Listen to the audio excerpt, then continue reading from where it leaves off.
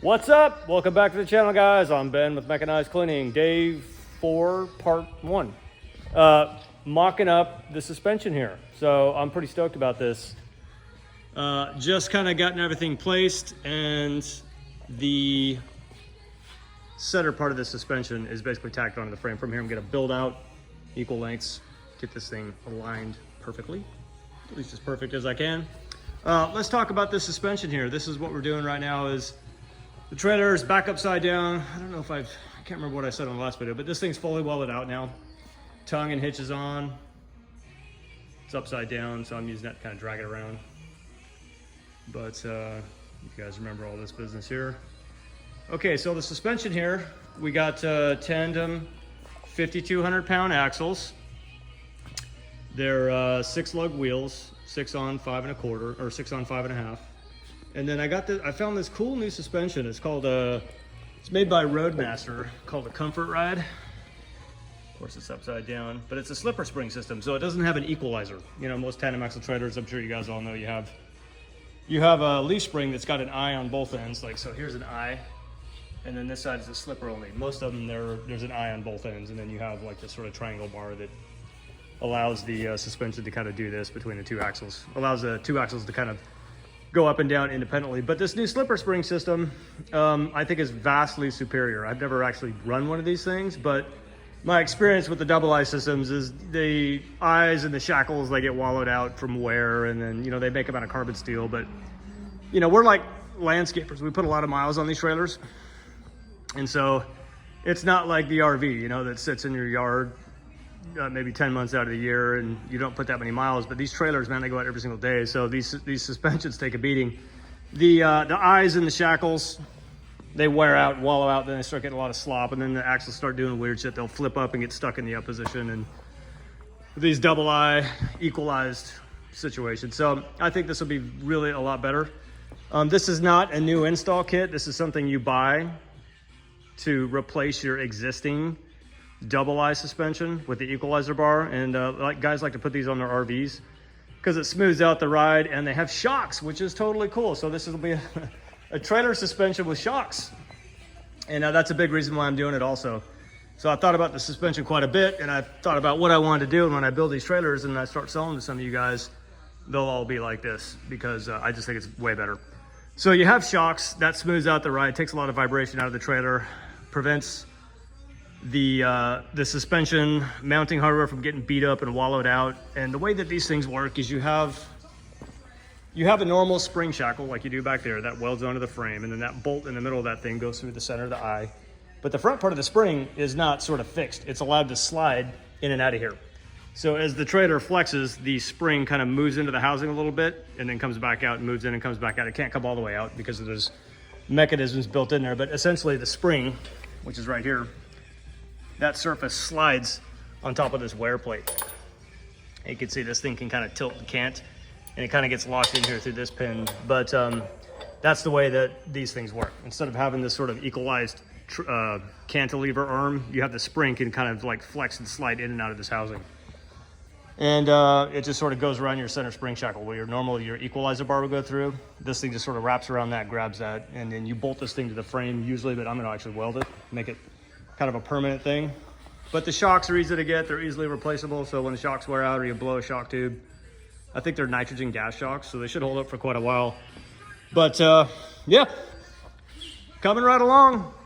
This is just the initial part of the mock-up. The front and rear hangers are not on yet. The only thing that's sort of tacked up and mocked up is a fixed known point, which is exactly equal on both sides. So from there, I can measure the spring lengths on these springs. They're really good, high quality springs. They're like exactly 27 inches from the little hook to the eye. So I can go 27 inches from where the spring goes in on the slipper spring housing out to the front shackle. And then of course, well, I'll double check that measurement from the front. There might be a little, like a 16th or an 8th of slop. I'll fix that from the front. But the known point to basically begin the axle alignment process, I've decided to make the center of the entire weight distribution housing, which is the center mark on the trailer at 60% of the trailer length, putting about 20% of the tongue weight down on the hitch.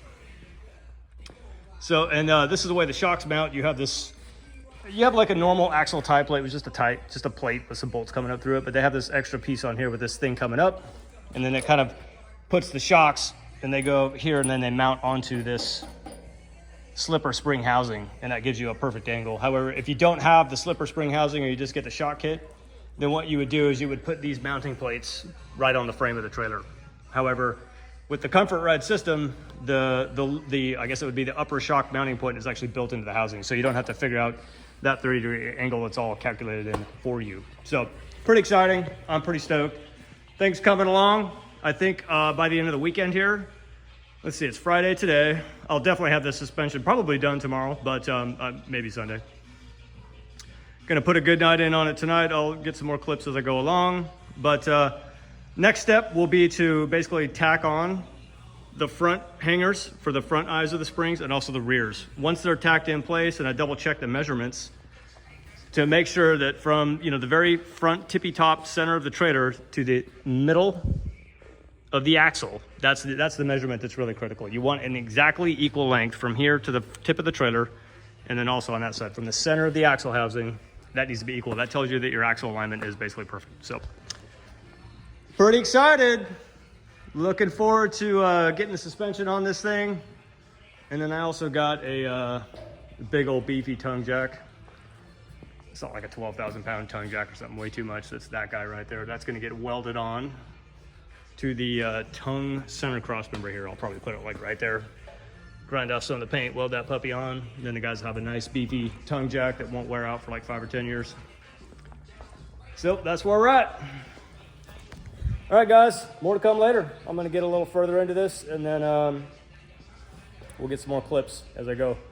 But yeah, I'm hoping that by the end of tomorrow on Saturday, the suspension will be fully installed. I'll have to take it back off to flip the trailer back over because I don't have a way to flip this trailer over without damaging these parts. But as long as the spring hangers are welded on, then everything else is just kind of bolt up. So that's where we're at. All right, guys, thank you very much.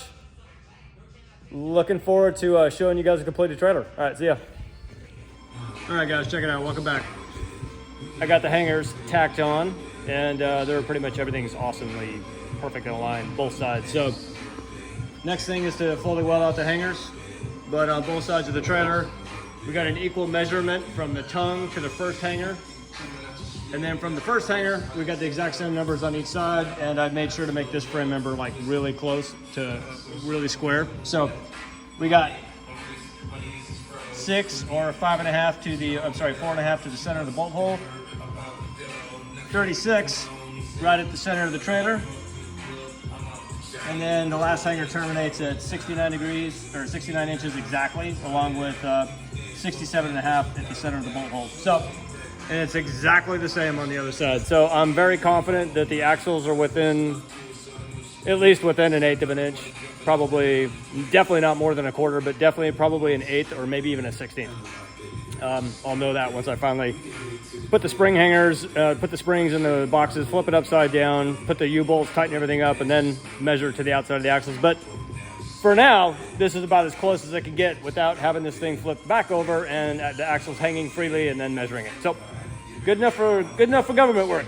All right, I'm gonna go ahead and weld these hangers up, put all the hardware back together, and then we'll get ready to flip this thing back over Saturday. Once these hangers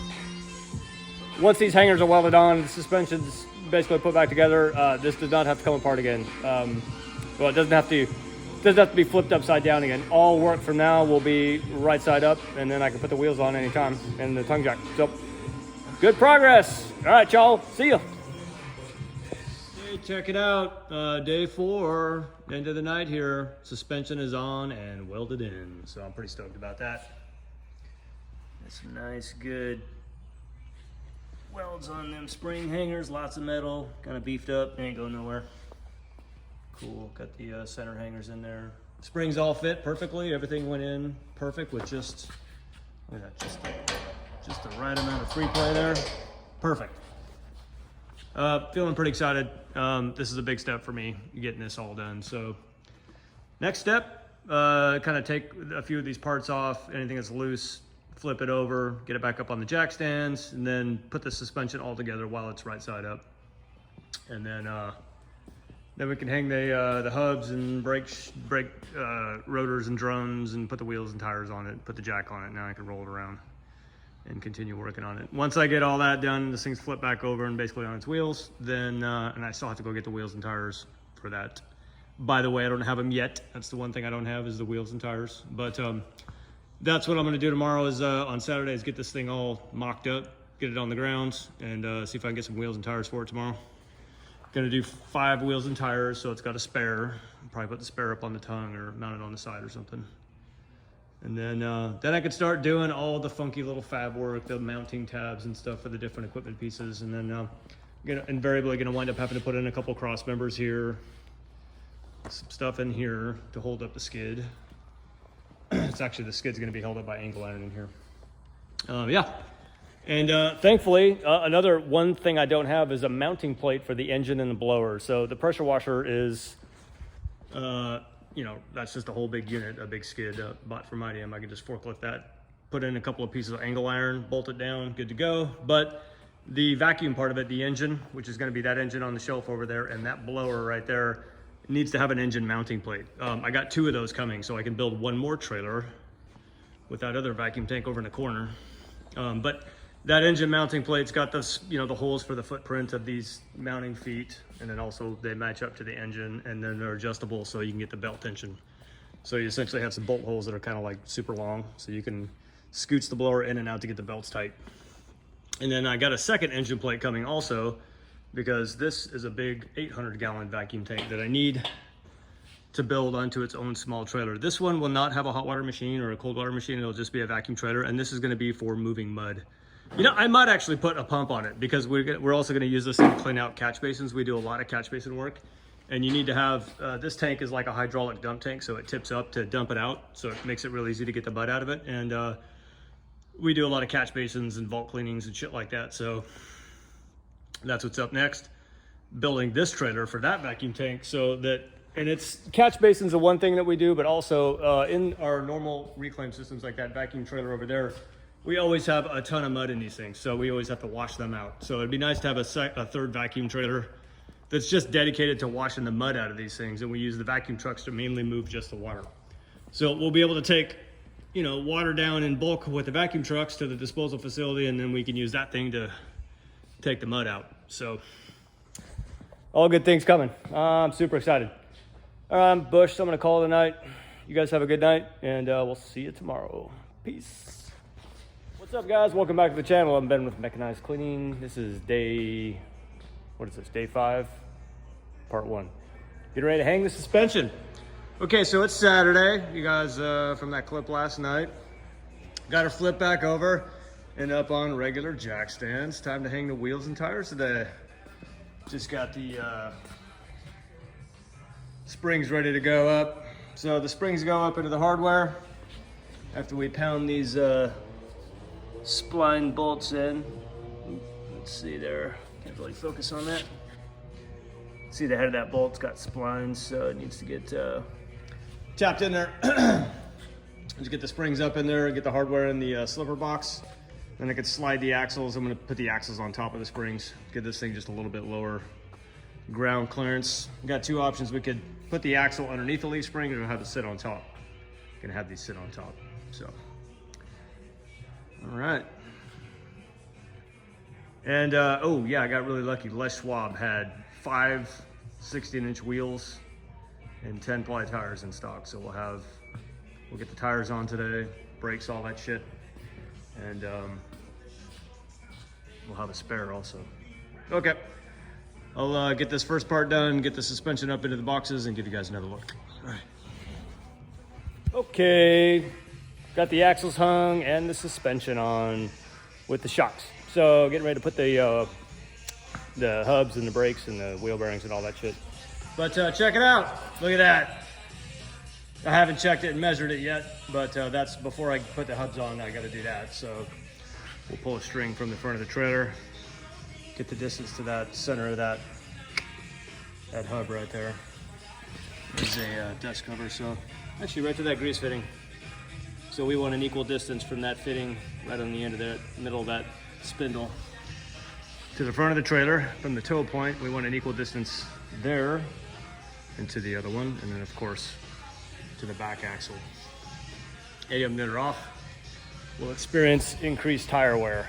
So, but I'm not sure if these axles, these Dexter axles, if they, what they do about the camber and caster and all that shit. I think it's all that flange right there.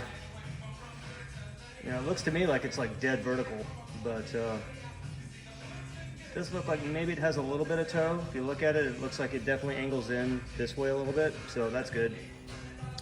They put just a little bit of toe on these things. I think that's great.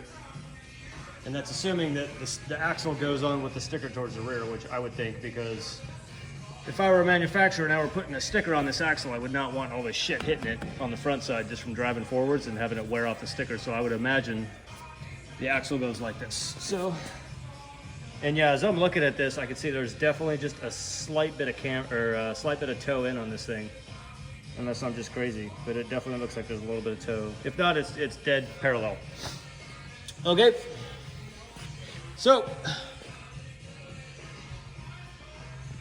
got the tires and the wheels from Les Schwab plus a spare. Pretty excited. This is going really good. Making good progress here. Okay, we'll get the hubs on next, and the wheel bearings and the drums, and then the tires go on, and then we put it on the ground. Oh man, big moment for me. I haven't built a system for, let's see, it's 2024. The last one I built was in 2016. I just haven't had a need since then. I kind of built more than I needed back then, but we're 8 years. Now we're building the next cleaning system. Come a long way. Yahoo. All right, guys, see ya. Okay. Brakes and drums and wheel bearings are on and adjusted. Get the right wheel bearing preload, which is basically you just screw it up kind of tight, get the wheel sort of kind of stiff to turn, and just back it off a little bit until the cotter pin can go through. But yeah, getting ready to slap the tires on. That marks the completion of day 5. Trailer's put together with the running gear. Now it's time to start putting stuff on the trailer. Yahoo.